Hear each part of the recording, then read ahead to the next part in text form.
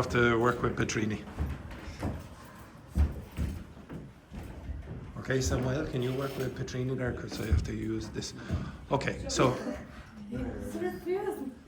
Samuel, what a disgrace. You used to be a gentleman. Okay, right. Okay, so I'm going to play an audio for you, and you're going to answer these questions. Okay, do you understand the questions? Is there any question there that you go, oh my God, I have no idea what that means? So it seems like all of my students have lost the ability to speak English. Does everyone understand all of those questions, or is there a question there? No. You don't understand the question, so which one? Which one? Give us more information in the right. What? Oh, yes. Oh, yes. Sorry. There. Yeah, no, there it is. Okay. You're only missing one little part. Okay. Right. So I don't know how all of you understood the question if you didn't see it. Okay.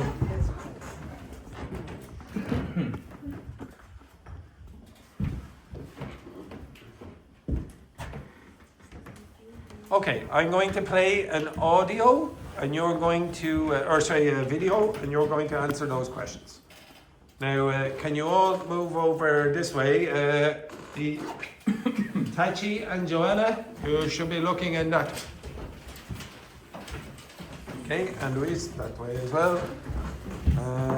Kayeni, it's much easier to see the video when your eyes are looking in the direction of the screen. Yes, exactly. Unless you have some medical problem where your eyes are in the back of your head.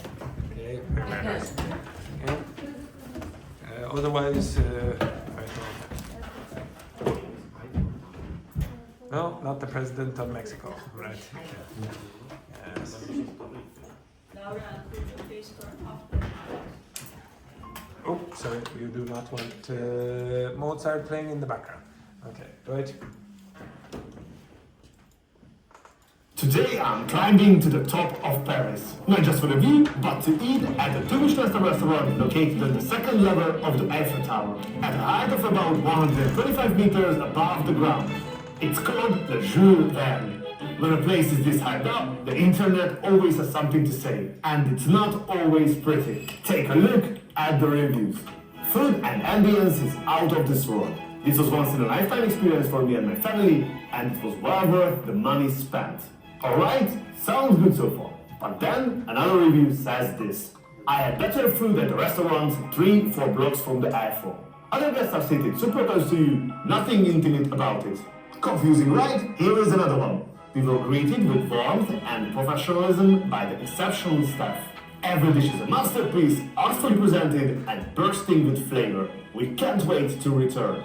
And then Peter doesn't hold back, rates it 1 star and says, Restaurant Jules Verne did not match a reputation of a 2-star Michelin restaurant.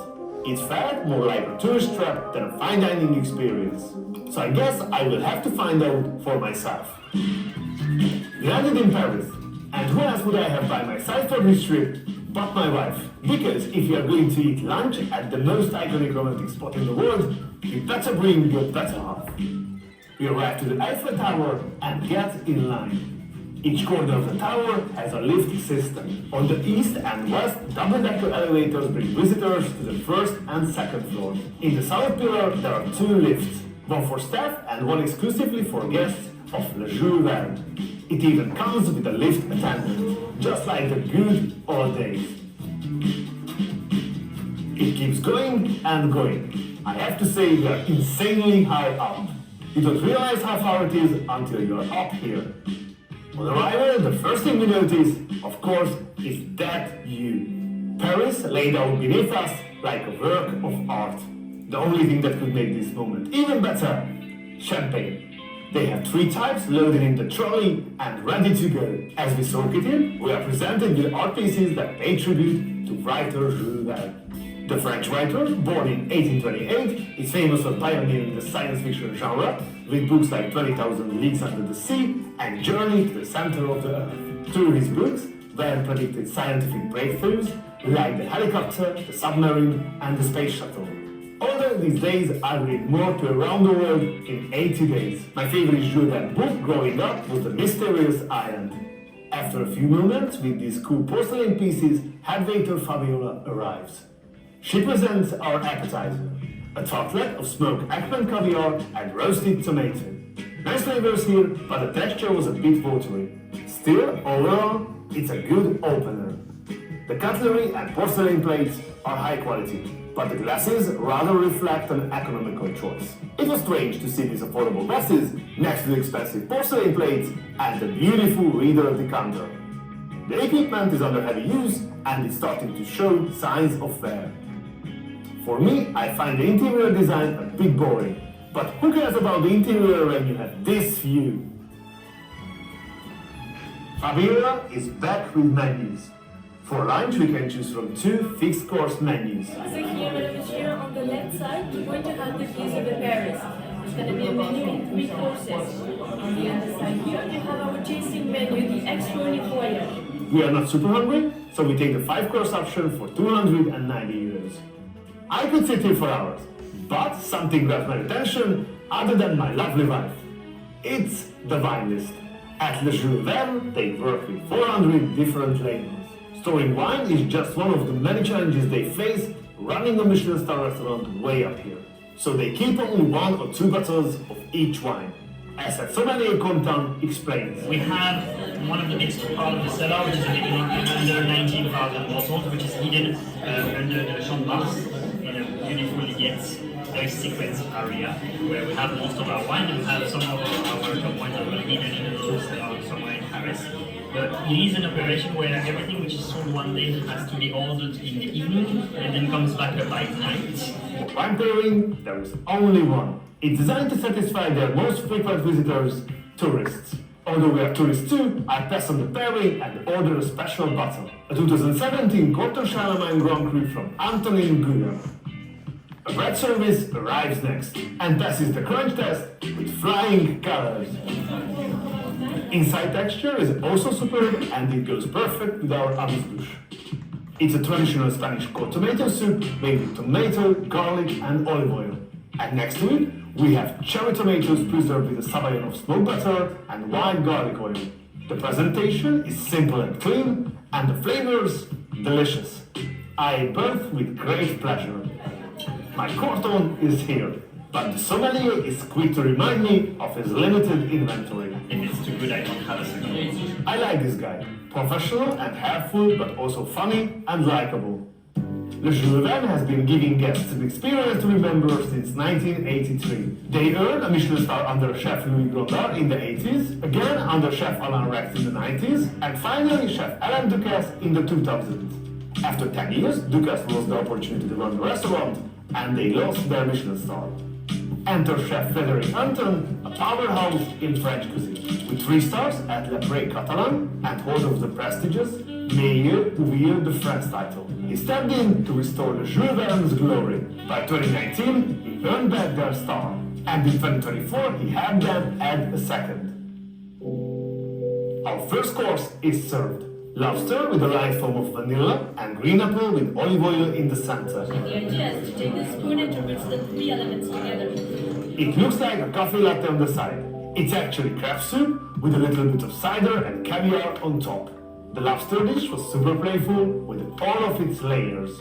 It had a nice acidity that worked nicely with the sweetness of the lobster. Nice presentation too. The soup was classic with intense deep flavors that were amplified by the salt and umami of the caviar, which created a beautiful contrast with the lobster dish. I really liked it. Over the years, Le Jules Verne has appeared in many movies and TV series. Perhaps the most famous is from 1985's A View to a Kill. It's Sir Roger Moore's final appearance as James Bond. In the film, Bond's meal at Le Jules Verne is interrupted, and one of the most famous chase scenes of all time begins here. If Emily in Paris is more your speed, check out the first episode of Season 3. The next course is plated tableside. It's a buckwheat galette with 36-month Comté cheese next to Giraud mushrooms in a white wine sauce made with Belgium. Galette is a term in French cuisine for various types of flat crusty cakes. And here, a tortellini filled with mushrooms and hazelnut. The galette was the clear winner of the two. It was ultra rich thanks to the aged Dogme. The mushrooms really complemented it well. I found the tortellini to be okay. What's coming up? One of the chef's signature dishes. Langoustine served two ways. This is the langoustine tail roasted with a Parmesan cheese immersion, and you have a ravioli with beetroot puree, like langoustine ravioli with jelly. That's the beautiful red color that you can see. It's a sauce with langoustine, mushrooms, shrimps, mussels, a little bit white wine, and also some truffle. Unfortunately, it doesn't quite deliver. Once I got into it, the ravioli had a weird, almost ammonia-like smell. The smell was disturbing and I didn't finish it. The tail of the langoustine, however, was a different story. The thickness of the sauce wasn't for me, but it was delicious and left me wanting more. We have great news for you. When we reach 500,000 subscribers, we will have another more subscribers with us. Let's get there together. They replace details coming soon. With the main course coming up next, they replace our knives. These are high quality with nice attention to detail. For the main course, the sommelier offers a recommendation for red wine, a 2020 Premier Cru from Côte de Beaune in Burgundy. It's a fabulous Pinot Noir from producer Domaine de Croix. Before the main course arrives, I take the opportunity to go for a quick washroom break. But it turns out to be not so quick. I get stuck in the line. There are 80 people here, but only 2 washrooms. Another challenge of running a restaurant way up here. I make it back to my table just in time for the presentation.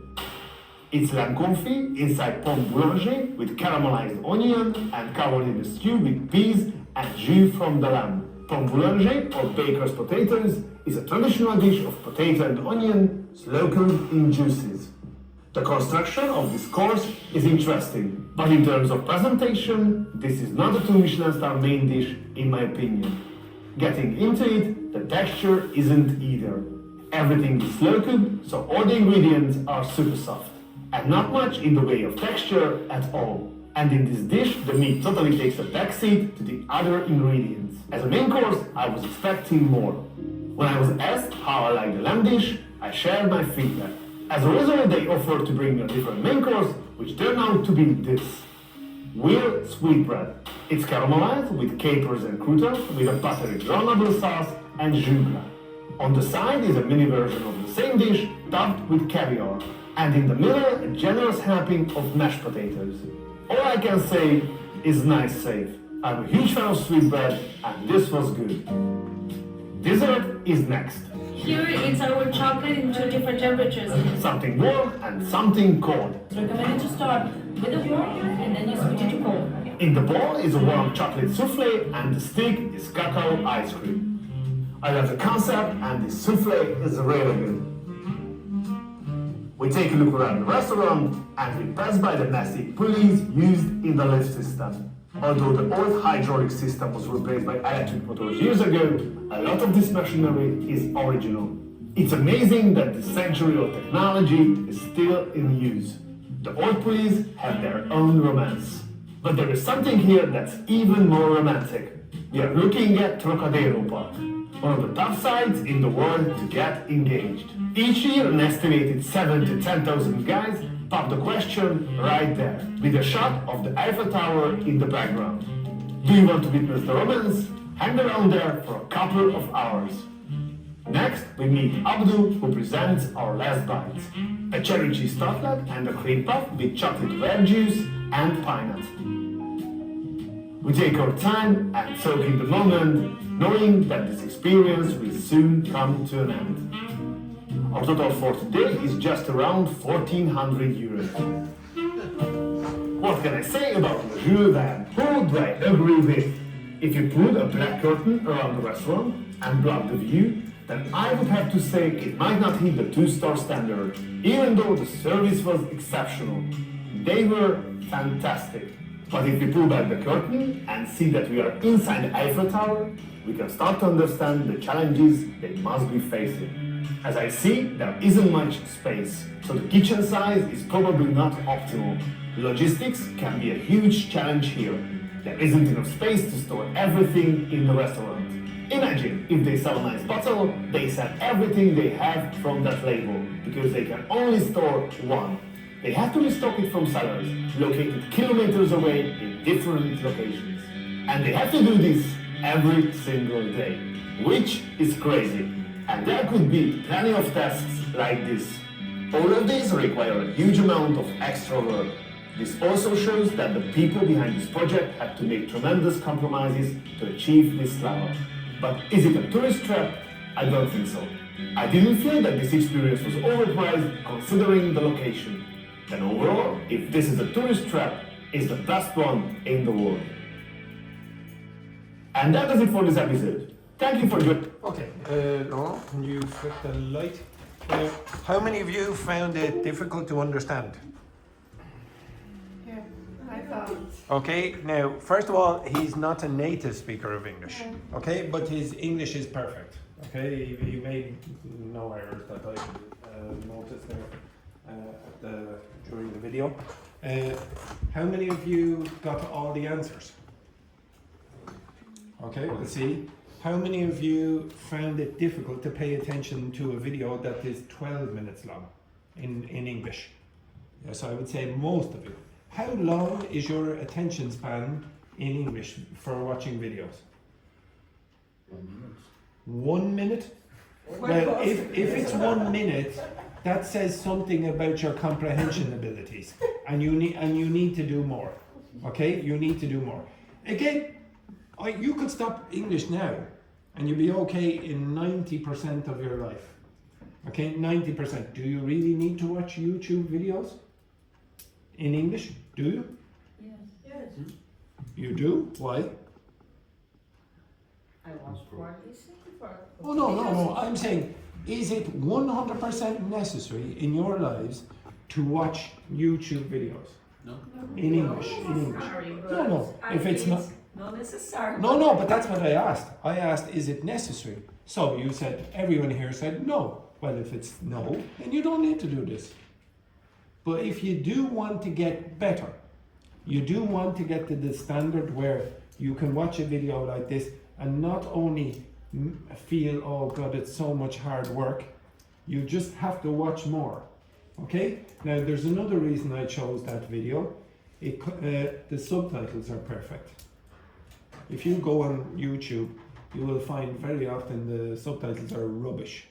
Okay, now I will give you the transcript. Do you think, Andrew, it's nice to get the subtitles or not? No, I experimented. I know some of you, when you were watching that video, for example, Juhi and Tachi, when the subtitles weren't there, you were this. I don't know.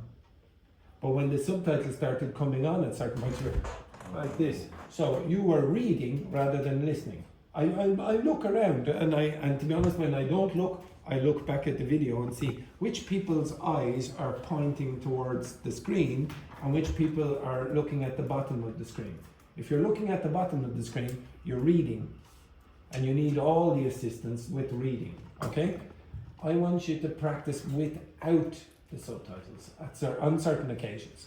Obviously, I will give you the full transcript of this, okay? Also, there's vocabulary and language that I wanted you to go through in the text as well, okay?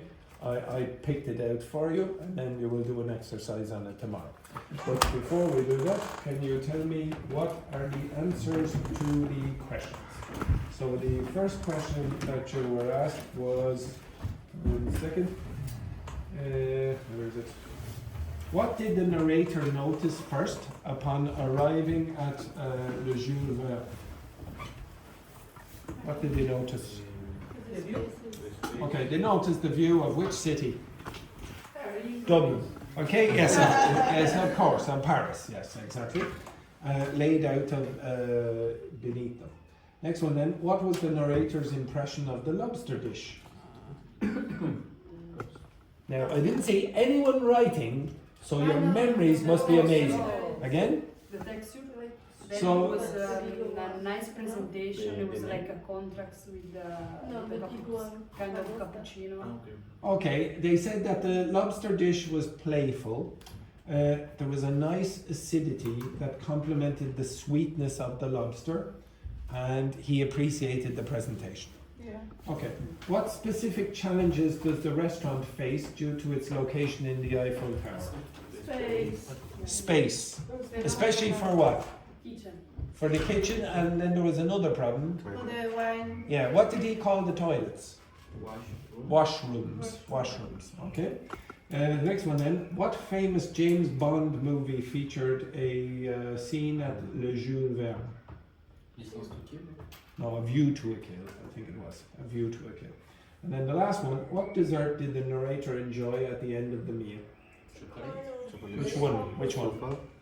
Not souffle, souffle. Souffle. Okay, a chocolate souffle with the cacao ice cream. Okay, so again, I wouldn't expect you to watch 13-minute videos, but it was a test. Okay, that was a test of who was able to pay attention for that period of time.